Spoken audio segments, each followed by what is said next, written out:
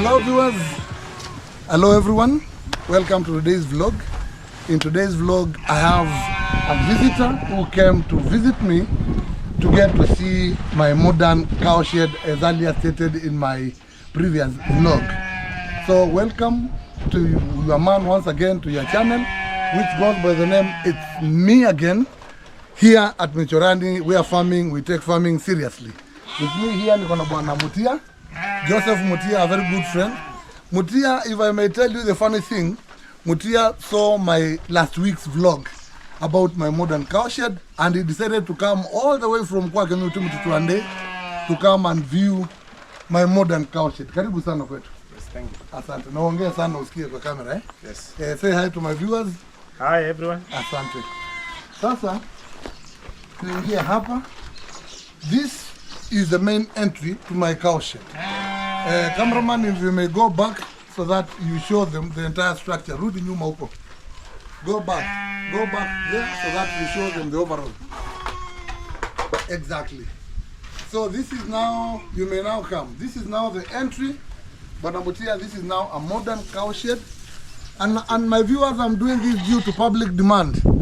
People have been calling me all over countrywide for me to do another vlog on my modern cow shed for them to get to see how it is functioning. And surprise, surprise, in today's video, I've brought in a new heifer. You may show them a new heifer, whom I've named Mercy. This is a heifer, very nice, so that I am increasing the number of dairy cattle. I want them to hit 5, and I have room for expansion. So this is the main door. You may come in. This is now the structure of Banamutia. This is what you saw in my previous video. And if I may show you, it has 4 compartments. 4 compartments, but I'm planning to extend it to that other end. You may show my camera that other end, the compartment. This is Bwana Wanjala. Wanjala ndio anawekanga usafi hapa. Say hi to viewers. Hi to viewers. Yes. So, Banamutia hapa nimetengeneza. This is where these are cow piece covers for the cow, for my dairy cow here. Kezi, uka. So this is where hapa ndio naweka chakula. You can see I've raised this part and lowered this part so that there are no spillovers. Then this is just normal iron sheets which I recycled from my previous shed. This is milk and cream, which is here. This is milk and cream. This is now a space for one. This space is approximately 1.5 meters. 1.5 meters. So this is, and you have to measure from here to this far end should be the body size of my grade cow. So that as it feeds, it poops from this far end. Yeah. For ease of cleaning. And then, as usual, my good friend here, Wanjala, please show them Wanjala cleaning. This is how we clean it. Hapa hivi, this is one of my great cows by the name Kezi, a very friendly, docile cow. Kezi, docile cow, which we currently milk. This cow gives me 7.5 liters in the morning and 7.5 liters in the evening. But I'm still improving on its feeding.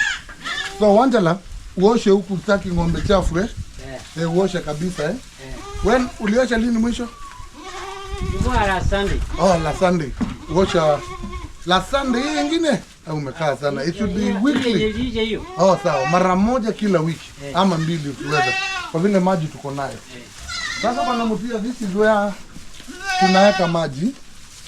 This is where tunaweka maji for it to drink eh? Na hapa ni kwa ng'ombe, a resting place.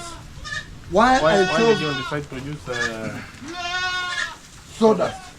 I decided to use sawdust because sawdust, my viewers, Banamutia wants to know why I decided to use sawdust. I've researched, I've visited several dairy farms, and I've realized sawdust is better than cow mattress. Sawdust, Wanjala lete hiyo, sawdust is better than, ebu panguza hapa. Sawdust is better than cow mattress because hii unabadilisha, you change it. You keep changing it using a simple rake. Unabadilisha the way Wanjala anafanya na anaifanya very comfortable for the cow. to come and sleep here. Ukitumia hii kama mattress, saa ingine inashika mkojo, inashika maji, which now will lead to the cow being damp where it sleeps. But with sawdust, you just come and align vizuri tu, unabadilisha. If there is any cow down here, you just remove it for use as manure. So you keep changing. When it's too dirty, unatoa hiyo yote, you use it in the farm as fertilizer, manure. Alafu unarudisha ingine. So this is now the resting place for the cow. This is the man Wanjala who takes care of this place, and as you can see, it is well ventilated, well aerated. There are no flies, dry as it is, because all the water which he uses to clean, like I can see some pipe here which he was using, that water comes alafu inaingia hapa. This is where it enters through. This is now the drainage. In between hapa nimefunika tu na slabs. In between nimeweka a very big trench ya kuoshia maji na kila kitu. But we now collect, this is now the waste. You may show my viewers the waste. Hii ndio waste ambayo natoa. I go dump it at the manure dump, mahali naekaga manure, for use in the shamba. Now, Wanjala ametoka. Now, nimeleta hii heifer. Unaweza ruka hapa. And why did you want to separate the heifer from the mature cow? Yeah. Because this is a young one, and currently wanapigana. So I was forced to use this size of stocks. Ni separate two for the time being. Yeah. Once they get used to each other, natoa. So as you can see up here, this is piping for electricity. This is, of course, you have to use an insulator so that you don't leave it empty. And this is how we clean the place. So easy. Onyesha hapa chini ya kiosha. So easy, hivyo. And this is an heifer nimeleta, which I have named Mercy. A very docile, very friendly heifer, Asia by breed, and now it was feeding. We are now interfering with its feeding. Now immediately ikitoka pale kwa kukulia, it will come here, take water. This is another water pan. Ikunywe maji hapo. Alafu, it will come here. As you can see now, there is light. Yes, it will come here and bath. And as the other advantage of this open space is because now the dryness, the wetness which is here will dry up very fast. We are now cleaning, but in the next, let's say 2 hours, this place will be as dry as possible. You may show viewers how easy it is to clean. Show them how easy it is to clean. That is how we clean it. You may equally show my viewers now where the cow has gone to rest. After feeding, the cow knows where to go.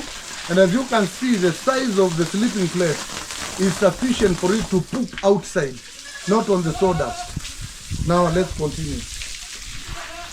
So hii ni mahali ya maji, ambapo this place is so friendly. I'm telling you, you can actually sit. Yeah. Unaweza fry the whole day. And how frequent do you wash the... We wash it immediately. We just assess whether it's dirty or not. We just assess the cleanliness by sight, and then we start cleaning. So, but this place should be as clean as possible to avoid flies. So that is how we do. Show my viewers, these are separators. We temporarily put them here using binding wire, the separators, so that they get used to each other, because it's a new heifer. And then after that, we shall remove this so that they move here freely. Yeah. I think in 3 days they'll have gotten used to each other. Then we shall remove it for purposes of them interacting. That is how now the cow positions itself. It may position itself, the head facing this side or that other side, but more than likely the head faces that other side. It's only now that it's moving to its feeding tray. That is why. You can see the heifer here feeding. And that is how we clean it. Using just a broom. That is how we clean it. Very easy. You can see, unaona hali ya usafi iko sawa kabisa. Yes. I have put some lighting points for purposes of probably checking the cows at night. I have electricity here. These are the bulbs. Electricity at the far end. Electricity here where there are the feeding trays on this other side. So this power ukiweka hivyo, even ikiwa uko na ng'ombe mgonjwa, if you have a sick cow, you may come even at night to check on its progress. Yes. Sawa. Yes. So nimeweka maji at this far end. This was an empty space which I decided to utilize. Niweke maji. There is that other one there. Show my viewers that other drinking place. So I have two. So when as they roam around, they can drink from any point. Yes. So you can now see the purpose of the drainage. That is where we are sending the dirt. This is where the dirt goes in. This one, like I told you, easy to make temporarily to separate them, the adult cow from the heifer, so that they don't fight. And but in 3 to 4 days they'll get used to each other. Then we are removing this so that they can roam here freely. So, Bwana Mutia, this is another feeding place. You can see the space. You can actually even use the same place if you want to inseminate the cow. Unaweza tumia hii tu bado, ng'ombe inaingia, and then an insemination is done. If it's about treating the cow, and you need a place where the cow doesn't move, this is the same place you use logs to stop it. This is equally a milking area. How do you stop it? We use, leta ile miti Angela. Leta ile miti moja hapa tuweke, tuonyeshe, to demonstrate how we stop it. So this is equally a milking area as it feeds. So we just use these sisal stalks. We place them like this, show my viewers, and then we stop the cow so that the cow can't get back. Umeona? So this is equally a place. You can place another one here after the cow enters, and then you find that it's permanently stationed. Yes. So this is how we do it. This is a feeding tray. A feeding tray. You can see the heifer enjoying some chopped grass, and a very nice cow by the name Mercy. We gave it the name Mercy. Yes. This is almost. It's heading to 8 months old. Wow. Yes. And at the age of 12 months, my vet advised me that it will be ready to be served. Yes. So when I feed it, I'll feed it so well, and in the next 6 months, it will be a mature cow. Any other question? I can see you have several. You need to have several cows. Yes. Which breed are you planning to introduce? Asia. I like Asia. They are brown, and this is actually, my viewers. This is in Makueni County, Kibwezi region, and Asia breed does very well. Asia breed does well because this is a very hot place. I don't want to bring Fresians. Fresians don't do well these sides, or there are others like the one you told me you are keeping. The one. Okay, I prefer Asia. That is my preference. People have different preferences, but with me, Asians do very well. Yeah. So I'm planning to bring 2 more or 3 more, so that I have a total of 5, and that one will be sufficient for the time being due to the feeding. Remember, this is a semi-arid area, so the feeding could be a problem. Now, further to that, Bwana Mutia, I've placed some plastics here to make sure that this wood doesn't get rot due to the frequent cleaning. So when you check at every pole, I've placed some PVC, used PVCs, which I collect locally. Used PVCs from building sites. Yeah. That is what I use to protect termites and to protect dampness, which may make the wood rot. So that is a simple mechanism. You can actually see we are inside a cow shed and we are basking already. Yeah. Tunaona jua? Sure. Tunaota jua, na inasaidia kukausha. Kukausha kabisa. Piga hiyo maji yote Angela itoke. Piga hiyo maji yote itoke. Yaani ufagia tu itoke. Itoke ulete hapa kwa. And then the wastewater natumia kumwaga to water my plants from the backside. Come and show my viewers. This is where the wastewater drains. If you can see down there you'll see some water which I use to water my avocado. Down there is water. This is an avocado tree. This is a a blackjack tree, tunaita zambarau. They get water from the ones, ile wastewater natumia hapa. That is what I use to water my avocado tree. Oh. So this is it. In fact, wanja la kuja weke hii sawdust ya hii mtoto. Na nataka tutoe hii mtoto hapa, upeleke pande hii na mama yake ulete pande hii. Sure. Utaweka miti pale, tunatosha hiyo space hiyo ndogo So this is how we spread the sawdust. We get this sawdust locally from our carpenters.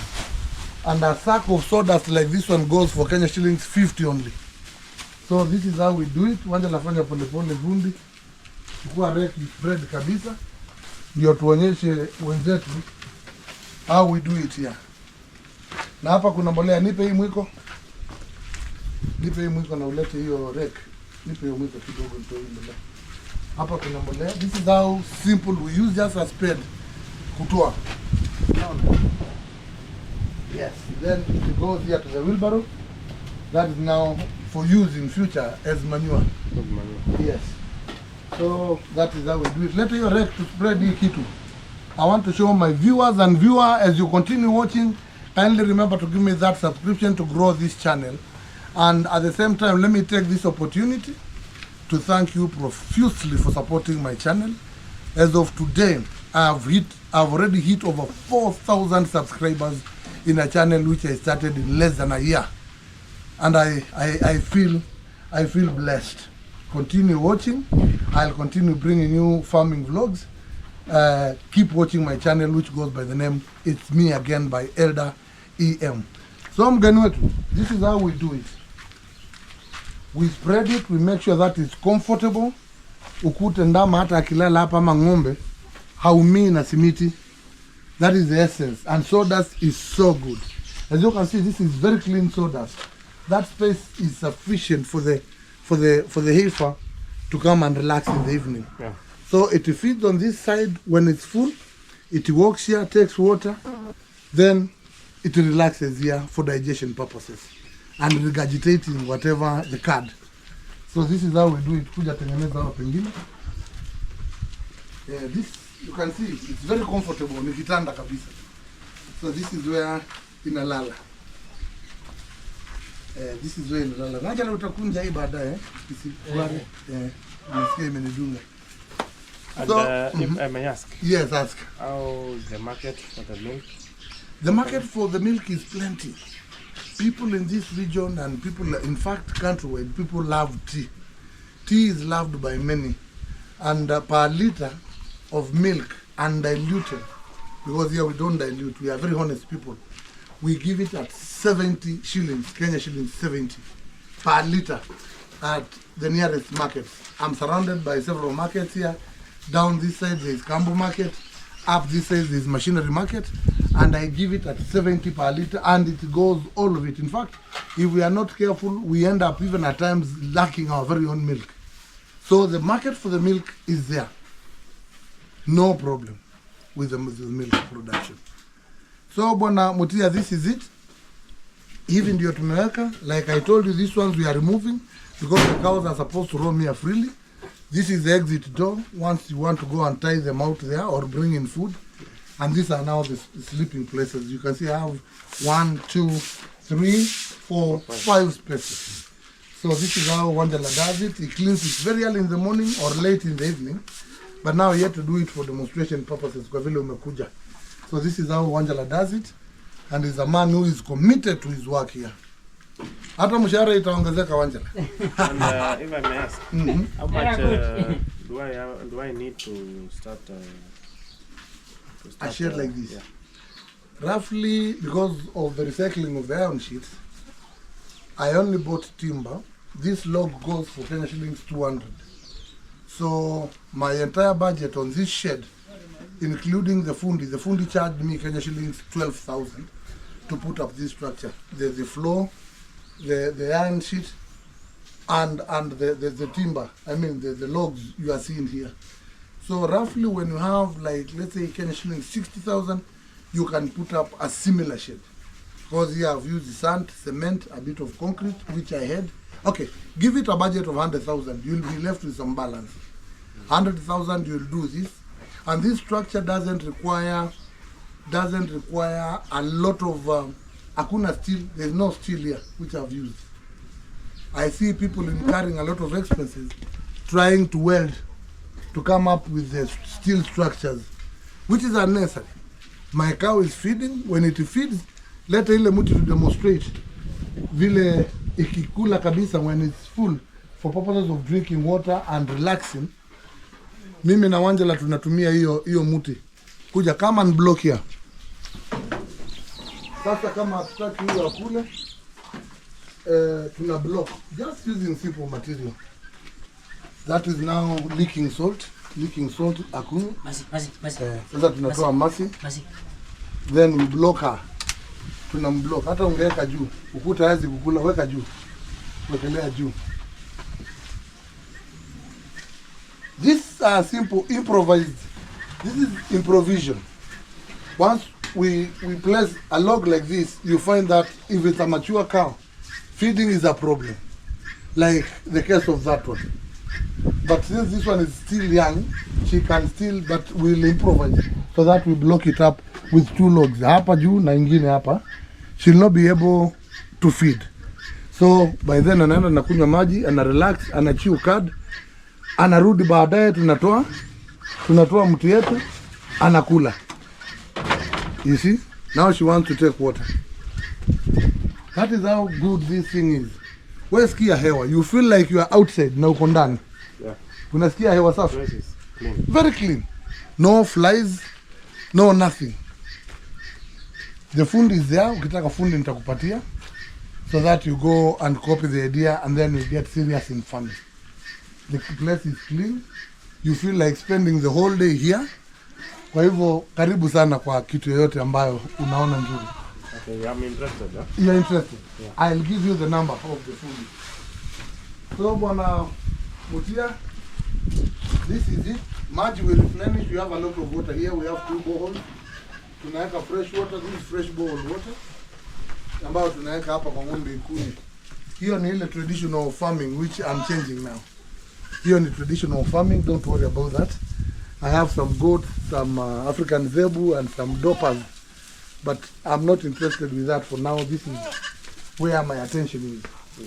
So this is just sawdust which I collect in local market.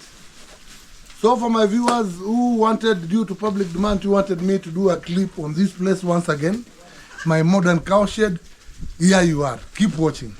You may show them this cow. A very docile, very nice cow. Kathy, very full. The belly is full. Remember, this is a grade cow, which is labor. I mean, you need to feed it frequently. This is a cow which is almost 5.5 years old. It has calved thrice. And a very nice cow, Asia breed. So I'm bringing some more. I need a maximum of 5. So nyumba ndio hiyo. Viewers, don't imagine I'm outside. I'm inside my modern cow shed. And that is where this is now a place pahali ng'ombe inakuja in a bask. Like I'm currently basking. In fact, I may even sit here. Ndio muone. Hata nipige tu nikiwa na ng'ombe mwenyewe. This is it. My Asia cow. Na niko hapa basking na Wangela hapa. So Wangela, continue. I want to believe Bwana Mutia umependa. This is very doable. Even during rain season, the cow gets in here or here, it is not rained on. Mvua inakuja, inaosha floor. You just need to clean the rainwater and the cow is unaffected. Clean kabisa. Kwa hivyo, this is it. Sawa. So my viewers, I hope you've once again seen my modern cow shed and you appreciate the visit by my good friend here, Mutia, who actually called me on seeing my previous video. So you are equally welcome to come and copy this idea. For now, bye-bye. See you in the next.